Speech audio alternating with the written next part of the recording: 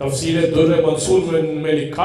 सियूती ने, अहले सुन्नत का बहुत बड़ा आलिम है, और सियूती वो किताब है, जलालुद्दीन सियूती की किताब है सियूती,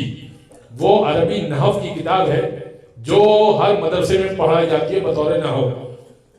तो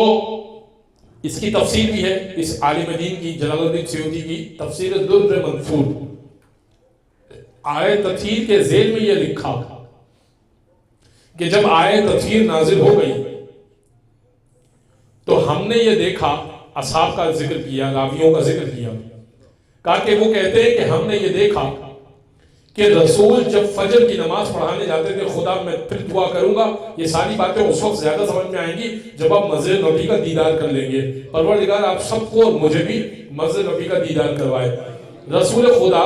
जब किसी खातून के हुजरे से निकलते थे फजर की नमाज पढ़ाने के लिए, तो पहले बीवी के दर पर रुका करते थे फजर के वक्त,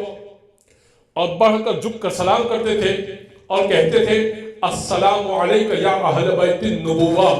ऐ नबुव्वत के घराने तुझ पर सलाम हो।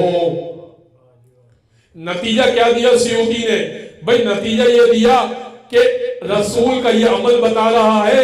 जहां से आ रहा हूं वो अहले बैत नहीं है, जहां रुक के सलाम कर रहा हूं वो अहले बैत है।